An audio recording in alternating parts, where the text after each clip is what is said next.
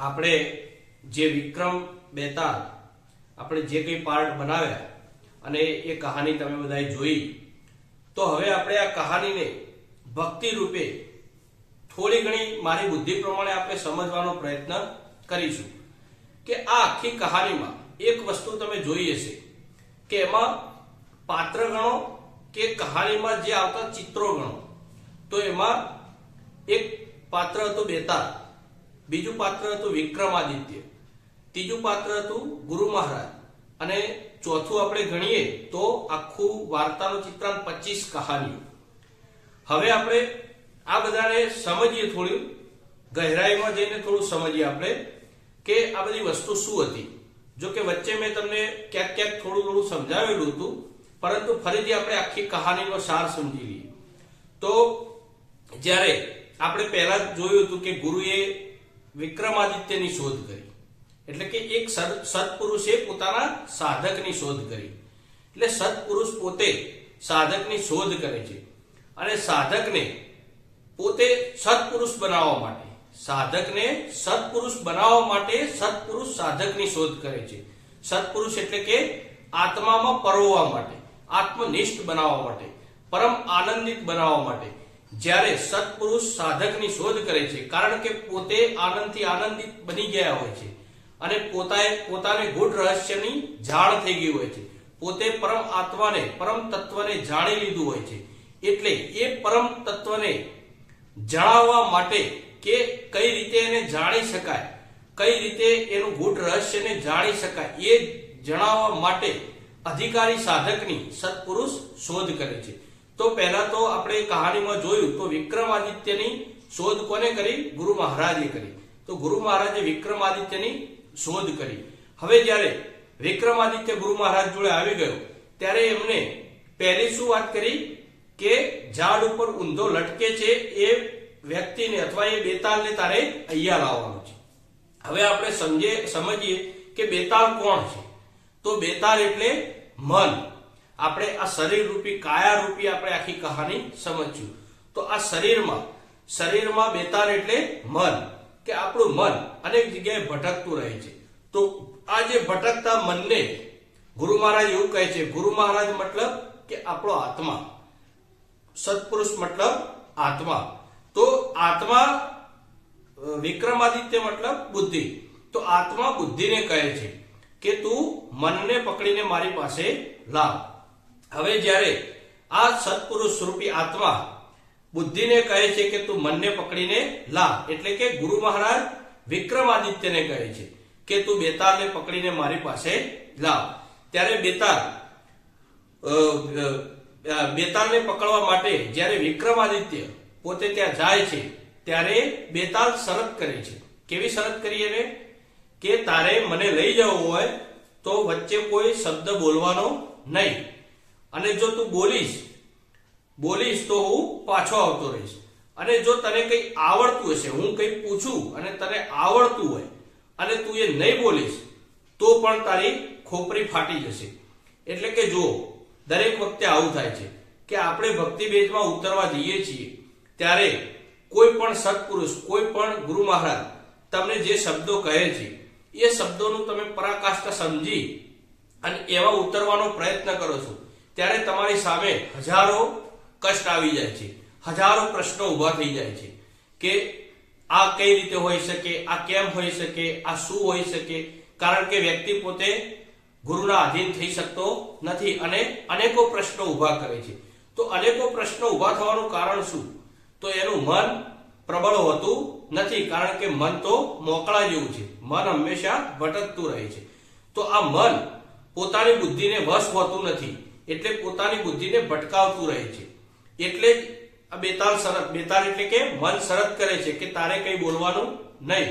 જો બેતાલને લઈ જવો હોય તો બુદ્ધિ તમારી નિર્વિચાર થઈ જાય તો તમારું મન ઓટોમેટિક શાંત થઈ જાય છે. બુદ્ધિ વગર મન કશું કરી શકતું નથી, પરંતુ ક્ષણિક જો બુદ્ધિએ એક ક્ષણ માટે પણ મનને વિચાર આપી દીધો તો મન પછી હજારો વિચાર કરવા લાગે છે. એટલે આ બે શરતો એવી હતી કે જો ના બોલે તો બેતાલ તેની સાથે જતો રહે, એટલે કે બુદ્ધિ નિર્વિચાર થઈ જાય તમે યોગ સાધના કરવા બેસો અને તમારી બુદ્ધિને ગુરુ મહારાજની આજ્ઞા અનુસાર તમારી બુદ્ધિને સ્થિર કરી અને તમે નિર્વિચાર કરી દો તો મન કશું કરી શકતું નથી. મન પણ નિર્વિચાર થઈ જાય છે. એટલે કે બુદ્ધિ અને મન નિર્વિચાર થઈ જાય તો પછી એ આત્મામાં પરોવાય છે અને આત્માની ભક્તિ થઈ શકે છે. એટલે બેતાલની આ બંને શરતો આ રીતની હતી.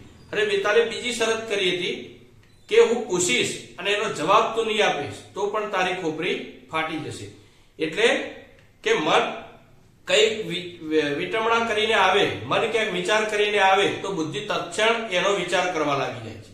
મન વિચારે કે ફલાણી જગ્યાએ આવું છે કે તો મન તરત જ ભાગીને જાય. દાખલા તરીકે રોડ ઉપર તમે જતા હોય અને કોઈ એક્સિડન્ટ થયો, તરત જ પેલું તમારું મન ભાગશે અને મન તરત જ જોશે એટલે તરત જ બુદ્ધિ વિચાર કરવા લાગશે કે આ વ્યક્તિ ડાબી સાઈડથી આવતો હશે, સીધો સામે આવતો હશે, પેલો આમ આવતો હશે, આ રીતે એક્સિડન્ટ થયો હશે. એટલે બુદ્ધિ 1000 પ્રકારના તર્ક શોધી દે છે. એટલે જ બેતાલ કહે છે કે હું જ્યારે તને કહું અને તું જવાબ નહીં આપીશ તો પણ તારું મસ્તિષ્ક ફાટી જશે. એટલે કહેવાનું તાત્પર્ય કે બુદ્ધિ જો નિર્વિચાર ના થાય તો પછી મન એને સવાલો કરતું રહે છે અને બુદ્ધિ એના વિચારો કરતી રહે છે. એટલે કે બુદ્ધિ નિર્વિચાર થઈ જાય એટલે કે વિક્રમાદિત્ય બોલવાનું બંધ કરી દે અને એ કોઈ પણ જવાબ ના આપે તો બેતાલ એની સાથે જાય. આખરે આ છેલ્લી કહાનીમાં આપણે જોઈ લીધું કે વિક્રમાદિત્યને જવાબ આવડતો નથી હોતો અને એને ખબર હોય છે કે હું નહીં બોલીશ તો બેતાલને લઈ જઈ શકીશ. એટલે છેલ્લી કહાનીમાં જ્યારે બુદ્ધિ નિર્વિચાર થઈ જાય છે, બોલવાનું મૌન કરી દે છે અને બેતાલને જે પૂછેલો જવાબ હોય છે એ આવડતો હોતો નથી એટલે બંધ થઈ જાય છે અને બુદ્ધિ નિર્વિચાર થઈ જાય છે ત્યારે બેતાલ તેની સાથે ત્યાં પહોંચી જાય છે. હવે આપણે જોયું કે 25 કહાનીઓ. 25 કહાનીઓ મતલબ 25 કહાનીઓ શું છે? તો આ એક માયાનો સંસાર છે. તો આ સંસારની અંદર જે કંઈ પણ કહાનીઓ બને છે તો એ તમામ કહાનીઓ દરેક વ્યક્તિની એક કહાની હોય છે. દરેક વ્યક્તિ જ્યારથી જન્મ લે છે ત્યારથી તે મૃત્યુ પામે છે ત્યાં સુધી એની એક કહાની બનતી જાય છે. તો એ કહાનીઓ દાખલા તરીકે વ્યક્તિએ એક જન્મ લીધો અને શાસ્ત્રોમાં એવું કહ્યું છે કે તમે 84 લાખ યોનિઓ ફરો છો ત્યારે એક મનુષ્ય જન્મ મળે છે. તો તમે 84 લાખ અવતાર લીધા હશે, 84 લાખ વખત તમે ફરતા ફરતા અહીંયા આવ્યા છો. તો આ 84 લાખ અવતારમાં 84 લાખ કહાનીઓ તમારી જુદી જુદી બની હશે. પરંતુ આ તમામ કહાનીઓ જે બની તો એનું તાત્પર્ય એક જ હતું કે 25 કહાની મતલબ 25 તત્વો. તો 25 તત્વો કયા કયા? તો આ 25 તત્વોથી જ તમામ કહાનીઓ બનતી રહી છે. દરેક વ્યક્તિઓની દરેક કહાનીઓ બનવા માટે આ 25 તત્વની જ જરૂર પડે છે.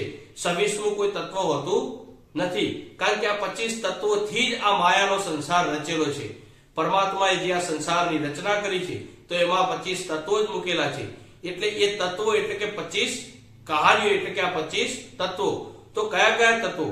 તો પહેલા તો 5 કર્મેન્દ્રિયો અને એના 5 વિષયો, 5 જ્ઞાનેન્દ્રિયો અને એના 5 વિષયો.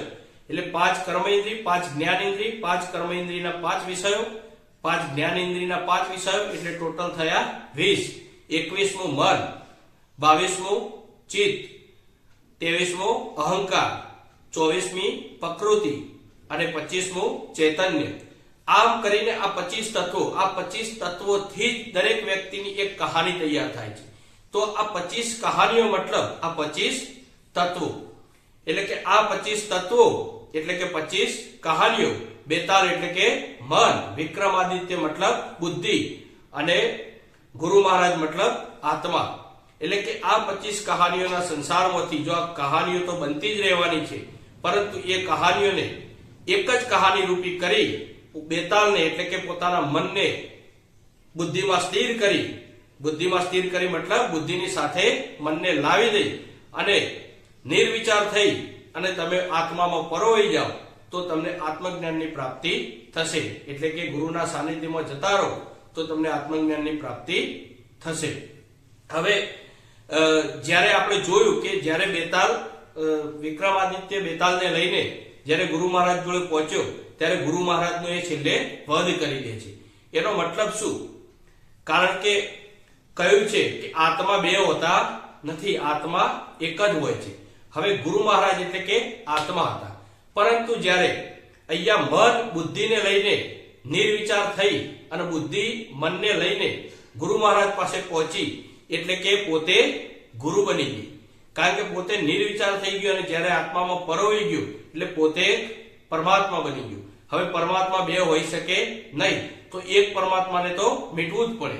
હવે જ્યારે તે ત્યાં પહોંચે છે તો એક પરમાત્માને મીટવું પડે, મતલબ કે પરમાત્મા બે હોતા નથી. જેમ સંત કબીરે કહ્યું છે કે એક ડાળ દો પંખી બેઠે, કોણ ગુરુ કોણ ચેલા. તો એમનો ભેદ કોઈ ઉકેલી શકે તેમ નથી, કારણ કે એક ડાળ ઉપર જો ગુરુ અને શિષ્ય બંને જણા જોડે બેઠા હોય તો દૂરથી કોઈ કહી શકે નહીં કે કોણ ગુરુ છે ને કોણ ચેલો છે, કારણ કે સત્પુરુષોના કઈ માથા ઉપર લખેલું હોતું નથી કે આ સત્પુરુષ છે. એના કર્મ અને જ્ઞાનને આધારે જ તમે ઓળખી શકો છો.